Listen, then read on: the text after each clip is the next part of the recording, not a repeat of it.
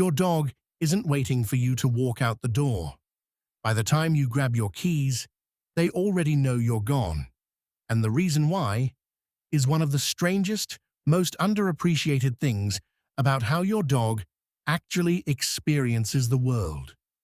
Here's what this video is really about.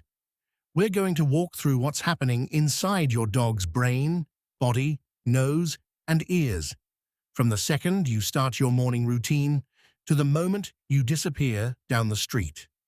Most people assume their dog is just sad when they leave. The reality is a lot more layered than that, and some of it will genuinely change how you look at your dog every single day. We're covering 10 things, and I want you to stay until the last one, because it's the one almost nobody talks about, and it's probably the most poignant thing on this list. Let's start with something most people don't realize is even happening. Your dog started emotionally preparing for your absence long before you touched the door handle. Trainers call these pre-departure cues, and they start earlier than you'd think. Your alarm tone, the smell of a specific perfume or shower gel, one particular pair of shoes, closing the curtains, putting on your work coat. Over hundreds of repetitions, your dog has built a mental map of your morning, and each of these little signals quietly means the same thing. They're about to leave me. Your dog even reads your shoes. Trainers or wellies might mean they're coming with you. Heels or smart shoes mean they're being left behind. Same person, different footwear, completely different emotional forecast. So what you experience as a 5-minute goodbye is, for your dog, the final scene of a ritual that started the moment your alarm went off. And here's the thing. Once that door closes, something chemical can happen almost immediately. Now, I want to be precise here because this is where a lot of videos get it wrong. For most dogs, being left alone is only mildly stressful. But for roughly 15 to 20% of dogs, the ones with genuine separation anxiety, the response isn't a gradual build, it's a spike. Their body chemistry shifts right after separation. Stress hormones like vasopressin react faster and more specifically than general cortisol, which is exactly why researchers are now studying these markers as precise biological signals of anxiety. In these dogs, the rational part of the brain essentially gets overridden by the alarm system. The takeaway: if you come home to a destroyed couch, that dog isn't being spiteful. They were in genuine distress. That completely changes how you should interpret the mess you walk into. So here's where it gets interesting, and this connects to something I'll come back to at the end. Researchers have left dogs home alone for 30 minutes, 2 hours, and 4 hours, filming the whole time.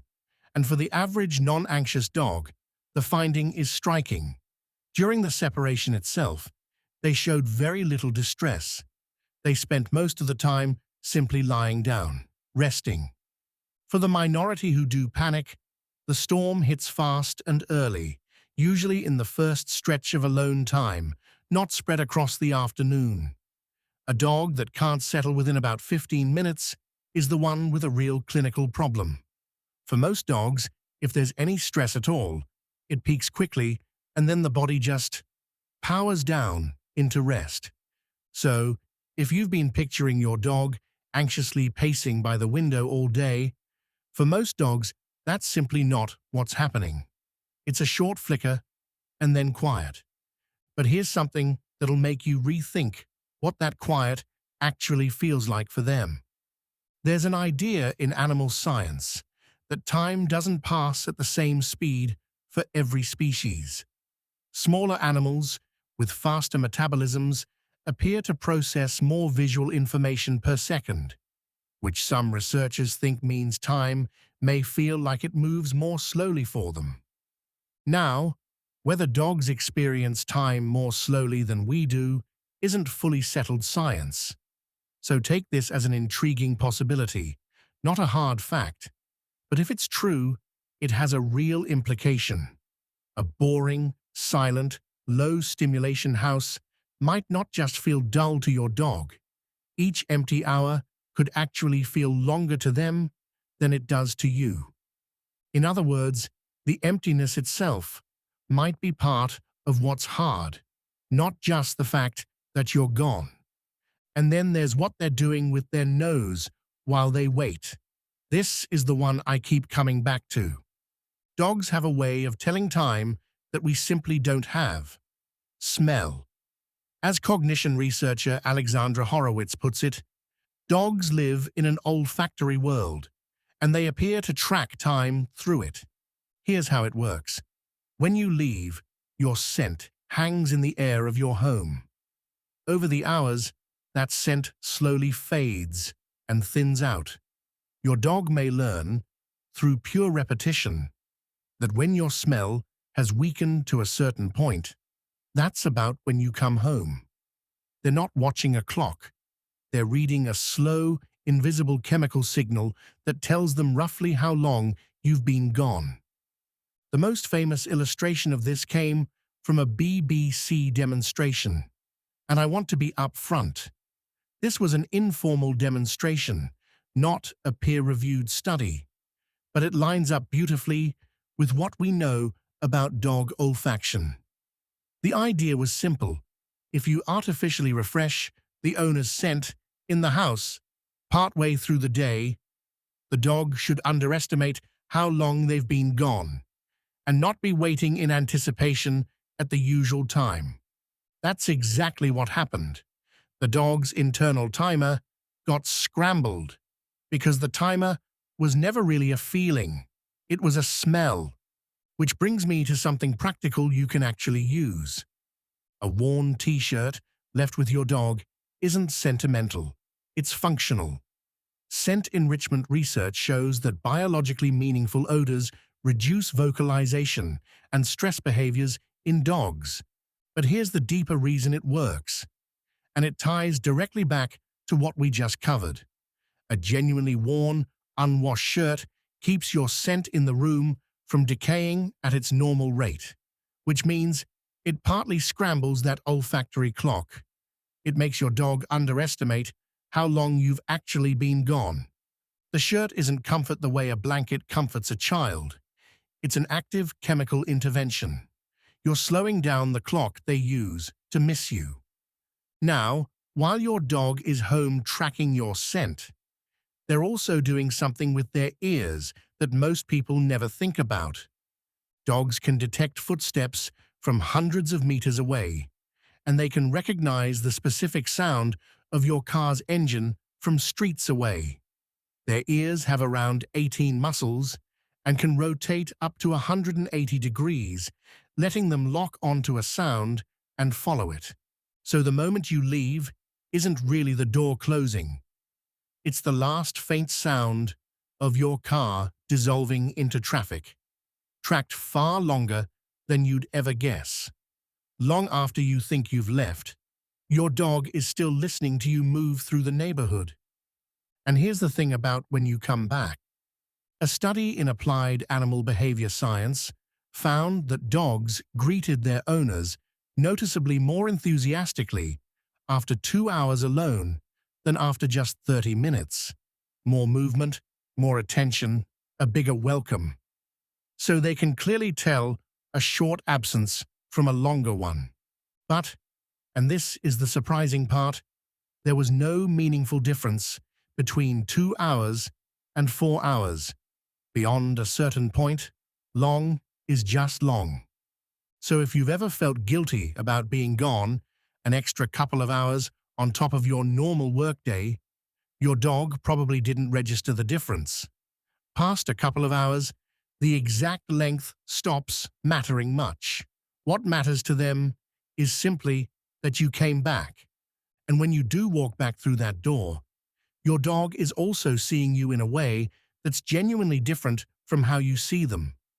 Dogs detect flicker at roughly 70 to 75 hertz compared to our 60. That means anything on a screen you left playing for them, a TV show, some moving background footage, can look less like smooth video and more like a fast-flipping series of frames. Their visual world is choppier and far more motion-driven than ours. So, that TV you switched on for company? Depending on the display, it might be more visually jarring to your dog than it is relaxing. Okay, I promised. The last one is the one almost nobody says out loud. Here it is. Your dog probably isn't reminiscing about you while you're gone. Dogs have only a limited decaying form of what we call episodic memory. In experiments, they can remember and repeat their own recent actions for up to about an hour before the memory fades. They very likely can't sit down and picture your face on command the way you can picture theirs. So they're not replaying the memory of you both on the couch. They're not scrolling through highlights of you. They're living entirely in a present moment shaped by fading traces of you. Your scent getting thinner, your sound getting quieter. Your presence dissolving into a kind of chemical echo that slowly empties out of the house. And here's why that's not sad. It's what makes the reunion so pure. When you walk back in, it isn't relief after a long, aching wait full of memories. It's something more immediate than that. You just appeared, fully and completely, in a present moment that had been empty. That's why the greeting hits the way it does. To your dog, you didn't come back. You came into existence again. Before we wrap, if this kind of thing surprises you, there's a video right after this one that goes deep on what your dog actually understands when you talk to them. Not just your tone, the actual words. Drop a comment and tell me which of these 10 hit hardest, because the scent clock one honestly rewired how I think about my own dog every morning. And if you're not subscribed, this is the channel where we go deeper on this stuff every week. Here's the short version of everything we covered. Your dog's goodbye starts with your alarm, not your keys. Real distress spikes fast and early, and for most dogs, it quickly settles into rest. They track time by smelling your scent fade, and a worn shirt genuinely disrupts that clock. They can tell 30 minutes from 2 hours, but 2 and 4 hours feel about the same. Their vision is choppier than ours. Their hearing follows you out of the neighborhood. And at the end of it all, they're not sitting there picturing you. They're just waiting for the moment the world fills back up again. And now, you know exactly what that moment looks like from their side.